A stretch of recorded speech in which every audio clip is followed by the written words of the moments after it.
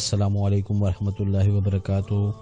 اربوں خربوں درود و سلام ہر آن ہر گھڑی تا قیامت حضرت محمد صلی اللہ علیہ وآلہ وسلم اور تمام امت کے مسلمانوں پر۔ اللہ تعالیٰ مغفرت فرمائے میری، آپ کی، ہمارے والدین اور تمام امت کے مسلمانوں کی، آمین ثم آمین۔ یہ ہمارے چینل کو سبسکرائب کریں، اس ویڈیو کو لائک کریں، کمنٹ میں اپنا نام لکھیں اور اس ویڈیو کو اپنے دوستوں سے شیئر کریں۔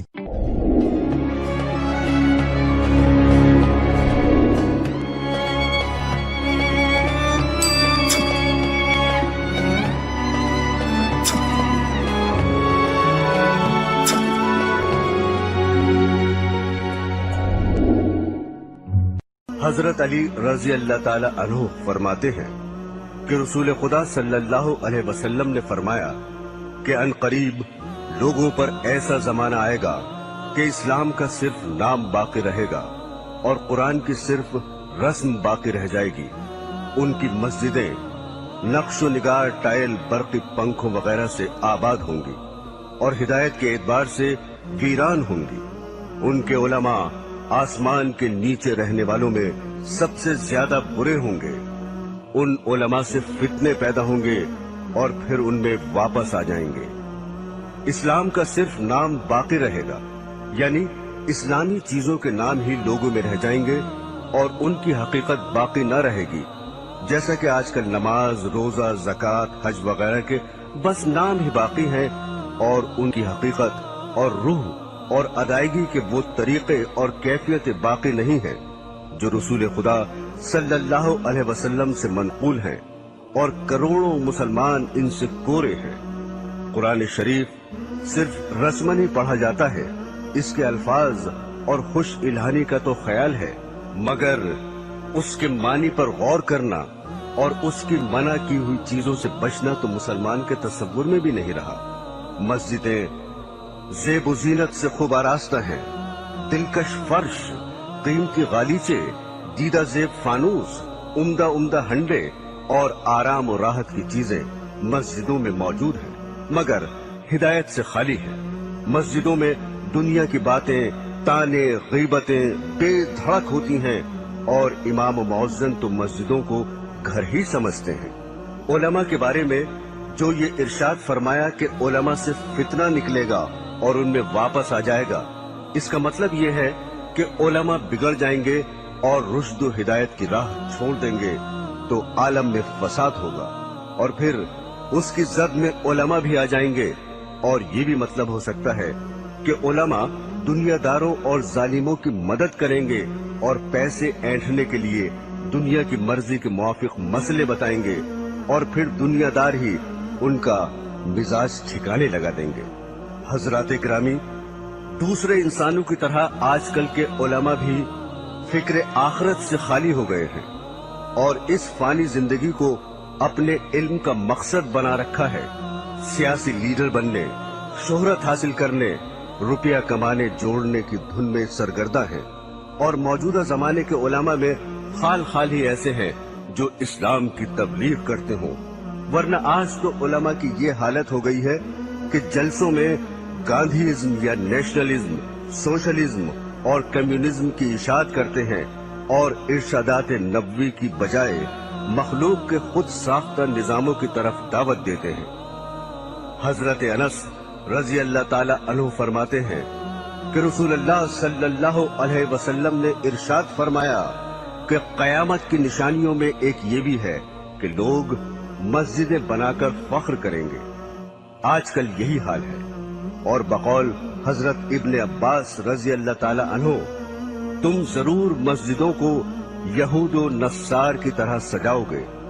دل کو منتشر کرنے والے رنگ برنگ کے ٹائل، جھاڑ، فانوس، ہانڈیاں، دل فریب فرش اور بیش بہا پردے، اور دوسرا زیب و زینت اور آرام و راحت کی چیزیں مسجدوں میں موجود ہیں، اور ان دنیاوی چیزوں نے مسجدوں میں پہنچ کر اوقات نماز کے علاوہ مسجدوں کو مقفل کرنے پر مجبور کر دیا ہے، اور حفاظت کے لیے مستقل نگرانوں اور چوکیداروں کی ضرورت پیدا کر دی ہے۔ مسجدیں ان دنیاوی چیزوں سے آباد ہیں اور نمازیوں سے خالی ہیں۔ جو نمازی ہیں वो मस्जिदों में दुनिया की बातों में मशगूल रहते हैं। मस्जिदों में न तालीमी हल्के हैं, न दीनी मशवरे हैं, न जिक्र तिलावत से आबाद है। हालांकि मस्जिद रसूल अकरम सल्लल्लाहु अलैहि वसल्लम और हजरात खुलफाए राशिदीन के जमाने में दीन और दीनियात की तरक्की के कामों में और उससे मुताल्लिक मशवरों का मरकज थी। एक रवायत में है कि जब तुम अपनी मस्जिद को सजाने लगो और कुरानों को दीदा जेब बनाने लगो तो समझ लो तुम्हारी हलाकत का वक्त करीब है। हुजूर सल्लल्लाहु अलैहि वसल्लम ने इरशाद फरमाया कि एक जमाने में ऐसे लोग होंगे जिनकी दुनियावी बातें उनकी मस्जिदों में हुआ करेंगी। तुम उनके पास न बैठना क्योंकि खुदा को उनकी कोई जरूरत नहीं है।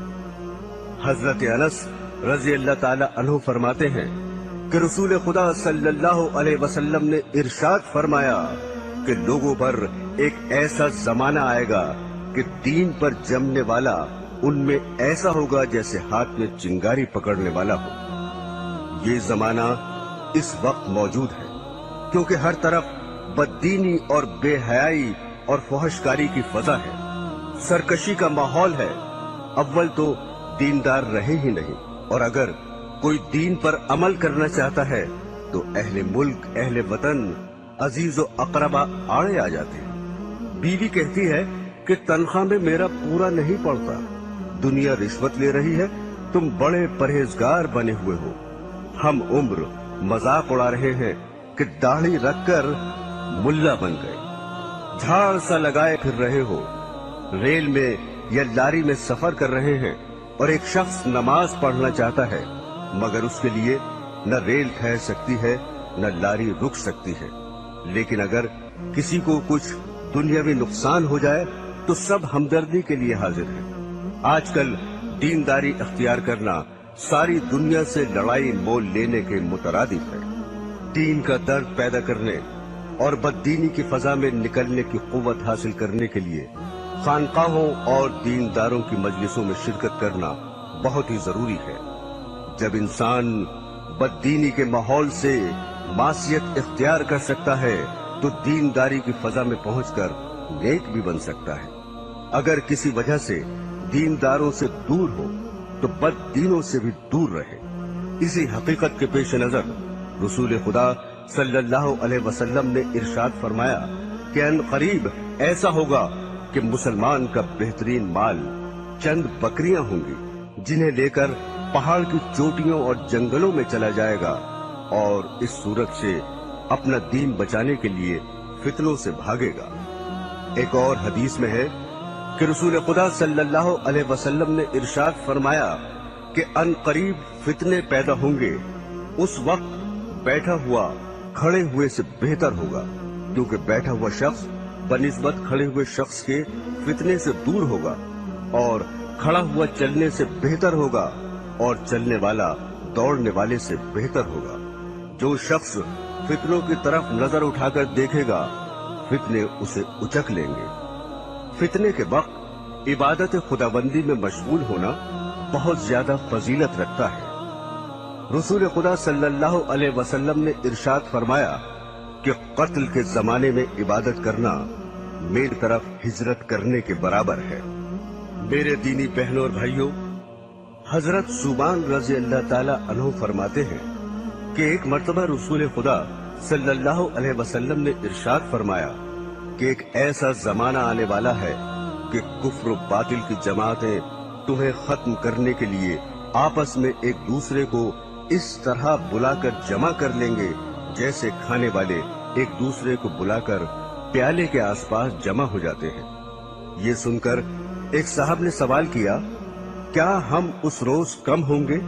आपने फरमाया, नहीं, बल्कि तुम उस रोज तादाद में बहुत होगे, लेकिन घास के उन तिनकों की तरह होगे